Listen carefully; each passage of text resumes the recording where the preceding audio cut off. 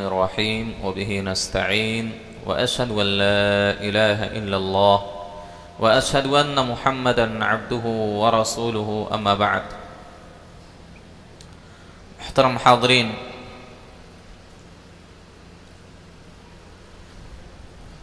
سورۃ المائدہ کی تفسیر چل رہی تھی اور اس سے پہلے درس میں ہم نے آپ کے سامنے ذکر کیا کہ اللہ رب العالمین نے کیا چیزیں ہم پر حرام کی ہیں، اس کی ایک تفصیل ہم نے آپ کے سامنے ذکر کی کہ کن کن چیزوں کا کھانا حرام ہے۔ اللہ رب العالمین نے ان چیزوں کو ذکر کرنے کے بعد فرمایا، یعنی تم پر مردار، خون، یہ سب جانور جو آستھانوں پر غیر اللہ کے نام پر یہ سب جو ذبح کیے گئے ہیں یہ تم پر حرام ہے۔ لیکن آیت کے اخیر میں اللہ رب العالمین نے کہا فَمَنِ اسْتُرَّ فِي مَخْمَصَةٍ غَيْرَ مُتَجَانِفٍ لِإِثْمٍ فَإِنَّ اللَّهَ غَفُورٌ رحیم۔ ایک آدمی اگر مردار کھانے پر، حرام کھانے پر اگر مجبور ہو جائے تو ایسے میں شریعت اس کی جان کے بچانے کے لیے، اس کی جان کو تحفظ فراہم کرنے کے لیے شریعت نے مردار کو یا حرام چیز کھانے کو ضرورت کے وقت اور ضرورت کے مطابق جائز قرار دیا ہے۔ ایک آدمی ہے، اس سخت بھوک سے پریشان ہے، اگر وہ آدمی کچھ نہیں کھائے گا تو اس کی جان جا سکتی ہے اور انسان مر سکتا ہے۔ اب اپنی بھوک کو مٹانے کے لیے، اپنی پیٹ کو بھرنے کے لیے انسان کے پاس کوئی بھی حلال چیز نہیں ہے، مردار چیز ہے، حرام چیز ہے، تو ایسی صورت میں شریعت نے کہا کہ اپنی جان کو بچانے کے لیے انسان کیا ہے، اس مردار چیز کو کھائے، بلکہ شریعت نے واجب قرار دیا ہے۔ دیکھیے، شریعت یہ صرف دین نہیں، ہماری دنیا اور دین دونوں کی ذمہ داری شریعت لیتی ہے۔ شریعت نے ہر ان ساری چیزوں کو حرام قرار دیا ہے جو ہمارے دین کے لیے نقصان دہ ہے اور جو ہماری دنیا کے لیے، ہماری جان کے لیے، ہمارے جسم کے لیے بھی نقصان دہ ہے۔ شریعت نے ان ساری چیزوں کو حرام قرار دیا۔ شراب کو کیوں حرام قرار دیا؟ کیا شراب مفید ہے؟ ہاں، اس میں کچھ فائدے ہیں لیکن نقصان زیادہ ہے، اسی وجہ سے شریعت نے حرام قرار دے دیا کہ انسان کے جسم کے لیے، انسان کی دنیا کے لیے بھی یہ صحیح نہیں ہے اور دینی اعتبار سے بھی یہ درست نہیں۔ یہ مردار جو ہے شریعت نے حرام قرار دیا۔ کیوں؟ کیونکہ ہمارے لیے نقصان دہ ہے، مردار چیزوں کا کھانا یہ نقصان دہ ہے۔ اطباء نے، سائنسداں نے بھی اس کو تسلیم کیا، کیونکہ انسان جیسا گوشت کھاتا ہے طبیعت اس کی ویسی ہی ہو جاتی ہے۔ اسی وجہ سے شریعت نے مردار کھانے کو حرام کر دیا۔ لیکن اگر کسی کی جان جا رہی ہو تو ایسی صورت میں شریعت نے کہا کہ بھئی ضرورت کے مطابق، یہ نہیں کہ مزہ آ رہا ہے تو اور پیٹ بھر کے کھا لے، نہیں، اتنا کھائے جس سے اس کی جان بچ سکتی ہو، بس اتنا شریعت نے جائز قرار دیا ہے اور اس پر کوئی گناہ نہیں۔ تو شریعت دیکھیے ہمارے جان کو، ہمارے جسم کو مقدم کرتی ہے سارے چیزوں پر۔ یہ کوئی کہے کہ نہیں شریعت انسانوں کی حالتوں کا خیال نہیں کرتی ہے، یہ غلط ہے۔ جو آج لوگ اسلام پر کیچڑ اچھال رہے ہیں، اسلام پر انگلی اٹھا رہے ہیں، اسلام ہر موڑ پر انسان کے جان کا تحفظ فراہم کرتا ہے، انسان کی جان محفوظ رہے۔ اس وجہ سے شریعت نے قصاص کا حکم دیا کہ جان کے بدلے جان، ہاتھ کے بدلے ہاتھ، پاؤں کے بدلے پاؤں، آنکھ کے بدلے آنکھ۔ شریعت نے کیوں قصاص جائز قرار دی؟ تاکہ انسان کی جان کا تحفظ ہو سکے۔ تو یہاں بھی اللہ نے یہ ساری تفصیل بیان کی، یہ حرام، یہ حرام، یہ حرام، لیکن اگر تمہیں مجبور ہو گئے تو ایسی صورت میں مجبوری کے وقت، مجبوری کے تحت، ضرورت کے مطابق تم اس میں سے کھا سکتے ہو۔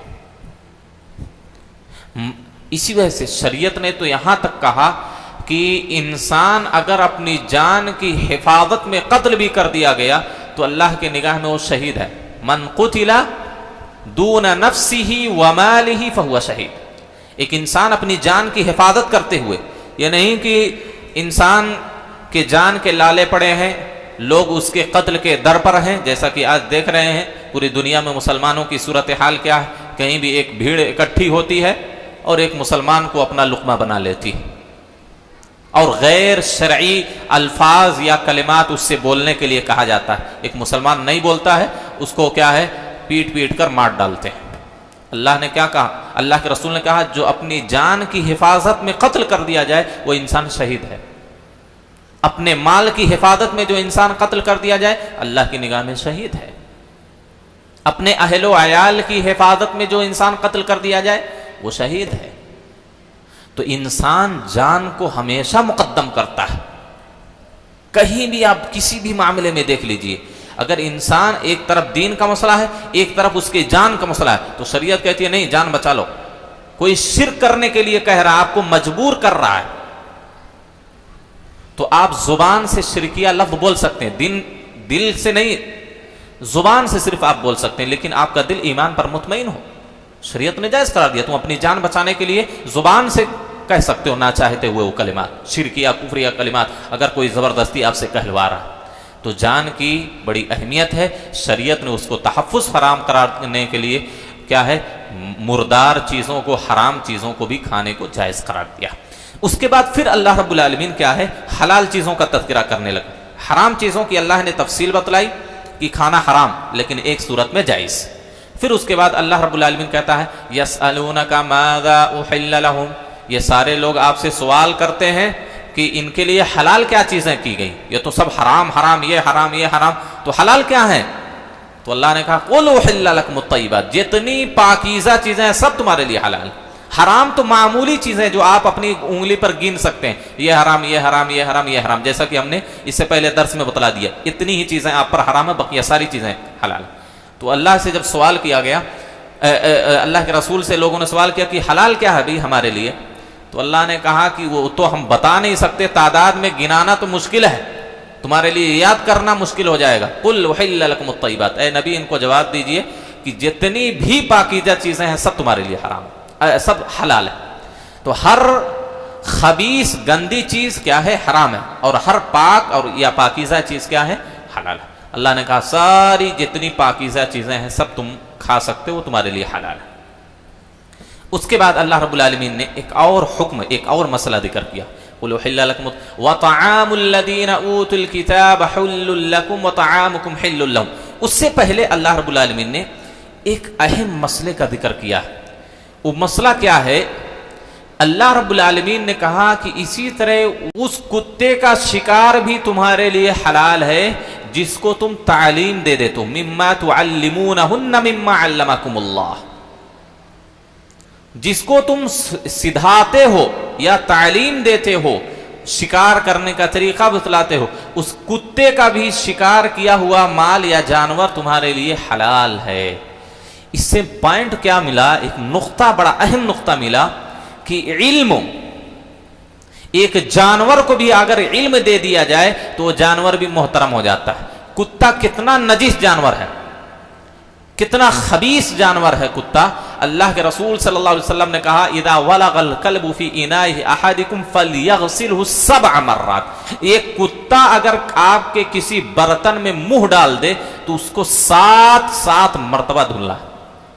کسی بھی نجاست کو اللہ نے 7 مرتبہ دھلنے کا حکم نہیں دیا. شریعت نے کسی بھی نجس اور گندی چیز کو 7 مرتبہ, پیشاب پیخانے کو بھی 7 مرتبہ نہیں, ایک مرتبہ میں صفائی ہو گئی خلاص پاک ہو گئی وہ چیز. خنزیر بھی ڈال دے تو اللہ نے نہیں کہا کہ 4 مرتبہ 10 مرتبہ 7 مرتبہ, نہیں, صفائی ہو گئی ایک بار میں خلاص پاک ہو گئی.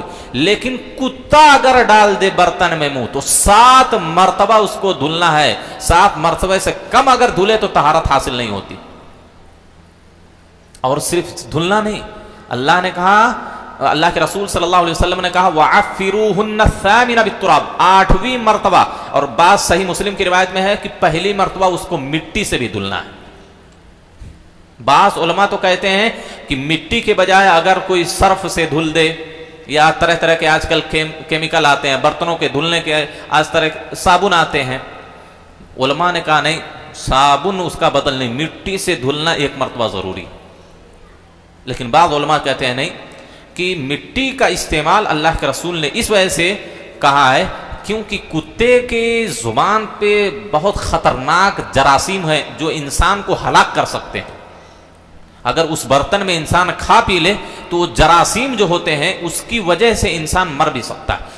تو شریعت نے دیکھیں یہاں بھی جان کے تحفظ کے کیسا طریقہ بتلایا کہ 7 مرتبہ اس کو دھولیں اور 1 مرتبہ مٹی سے دھولیں. اتنا یہ نجس اور خبیث جانور ہے. اللہ کے رسول صلی اللہ علیہ وسلم نے کہا جس گھر میں کتے ہوتے ہیں تو رحمت اور برکت کے فرشتے اس گھر میں داخل نہیں ہوتے. آج لوگ شوقیہ کتے پالتے ہیں, شوق کے طور پر کتے پالتے ہیں, حرام ہے یہ.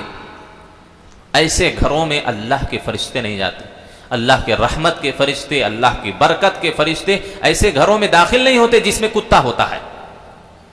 جو شوقیہ کتا پالتے ہیں اپنے گھروں میں رکھتے ہیں, رحمت اور برکت کے سے ایسا گھر محروم ہے. ایسے گھروں میں فرشتے جاتے نہیں ہیں. بلکہ اللہ کے رسول نے کہا جو کتا پالتا ہے روزانہ 1 قیرات اس کا ثواب کم ہو جاتا ہے. روزانہ 1 قیرات ثواب کم ہوتا ہے جو شوقیہ طور پر کتا رکھتا ہے. اور 1 قیرات معلوم کتنا؟ جبل احد کے برابر. اتنا ثواب اس کا کم ہو جاتا. ہم تو اتنا نیکی نہیں کرتے روزانہ. اللہ کے رسول نے کہا 1 قیرات ثواب اس کا کم ہو جاتا. تو کہنے کا مطلب یہاں صرف یہ ہے کہ کتا اتنا نجس اور خبیث جانور ہے, لیکن اگر اس کو بھی علم دے دیا جاتا ہے تو شریعت نے کیا کہا؟ اللہ نے کہا کہ بھائی اس کا شکار بھی تمہارے لیے حلال ہو جاتا ہے. علم کی اہمیت اس سے معلوم ہوتی ہے, علم کی فضیلت اس سے معلوم ہوتی ہے. اور اگر انسان سیکھ لے تو اللہ کی نگاہ میں کتنا معزز ہو جاتا. ایک جانور جو علم سیکھ لیا تو محترم ہو گیا. اتنے نجس سے اس برتن میں منہ ڈال دے تو 7 مرتبہ دھلنا ہے, لیکن وہی اگر علم دے دیا جائے تو اپنے منہ سے جو شکار پکڑتا بغیر دھلے آپ اس کو کھا سکتے ہیں. کیوں؟ کیونکہ اس کو علم دیا گیا ہے. علم کی بڑی اہمیت ہے. علم ہر انسان پر حاصل کرنا فرض اور واجب ہے. شریعت کے جو بنیادی مسائل ہیں, نماز ہے, روزہ ہے, نماز کا طریقہ ہے, وضو کے طریقے ہیں, یہ سارے جو بنیادی مسائل ہیں ہر انسان پر واجب اور فرض ہے.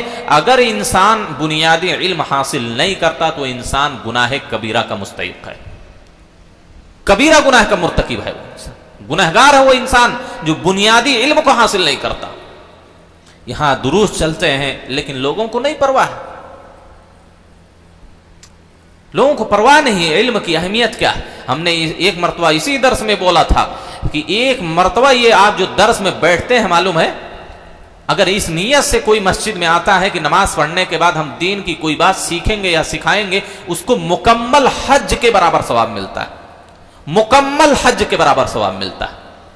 یہ معمولی فضیلت ہے, یہ علم کی وجہ سے یہ فضیلت آپ کو ملتی. آپ نماز پڑھ کے جا رہے ہیں, 1 مکمل حج کا ثواب لے کے جا رہے ہیں. تو یہ جو دروس کی محفلیں ہوتی ہیں, جو مجلسیں ہوتی ہیں, چاہے وہ درس قرآن ہو, درس حدیث ہو, یہ جلسے ہوں جہاں کتاب و سنت کی تعلیم دی جاتی ہو, اس کی بڑی اہمیت ہے. ایسی محفلوں میں, ایسی مجلسوں میں شرکت کرنا چاہیے. اللہ کی رحمت اس پر برستی ہے, اللہ کے فرشتے ان کے لیے دعائے مغفرت کرتے ہیں, اور اللہ خود مغفرت کا اعلان کرتا ہے, جیسا کہ ہم نے فجر کے درس میں بیان کیا. اللہ کہتا ہے کہ ایسی مجلسوں میں جو شریک ہوتا ہے, فرشتے میں تم لوگوں کو گواہ بنا کر کہتا ہوں کہ ان سارے لوگوں کو معاف کر دیا. فرشتے کہتے ہیں نہیں اللہ, اس میں ایک آدمی تھا بہت زیادہ گنہگار آدمی تھا, وہ تو صرف اس مجلس میں اپنی کسی ضرورت کے لیے آیا تھا. اللہ کہتا ہے کہ یہ ایسی مجلس ہے کہ ان کے ساتھ جو بھی رہتا وہ بھی ناکام اور نامراد نہیں ہوتا, میں نے اس کو بھی بخش دیا. یہ اہمیت ہے دینی مجلسوں کی, یہ اہمیت اور فضیلت ہے علم کی. کتاب و سنت کی جو علم ہے اس کی اہمیت ہے. لہذا ان دروس میں حاضری دینی چاہیے. پتہ نہیں کس بات سے اللہ رب العالمین آپ کے دل کو پھیر دے, آپ کی اصلاح ہو جائے, آپ ہدایت پر آ جائیں. کون سی غلطی آپ کی زندگی میں تھی, درس کے اندر وہ بات آپ کو مل گئی, اس کی وجہ سے آپ نے توبہ کر لیا, اس گناہ کو چھوڑ دیا, اس غلط کام کو چھوڑ دیا. کب کس کو کس نیکی کی توفیق مل جائے انسان کو نہیں معلوم. تو یہاں کتاب و سنت کی آپ کو تعلیم دی جاتی ہے. ان دروس میں, یہ ان مجلسوں میں شرکت کرنا ہمارے لیے باعث ثواب ہے. صرف علم میں اضافہ نہیں ہوتا, ہمارے عمل میں بھی اضافہ ہو سکتا ہے اور ہمارے اجر و ثواب میں بھی اضافہ ہوتا ہے. تو میں یہ کہہ رہا تھا کہ کتا اتنا نجس جانور ہے, لیکن علم دینے کی وجہ سے اللہ رب العالمین نے کہا کہ اس کا جو شکار کیا گیا جانور ہے اس کو بھی آپ کھا سکتے ہیں, لیکن 2 شرطوں کے ساتھ. شکاری جو کتا جو پالتے ہیں دو شرطوں کے ساتھ اس کا شکار حلال ہے. پہلی شرط کیا ہے کہ آدمی جب کتے کو چھوڑے تو بسم اللہ کہہ کے چھوڑے.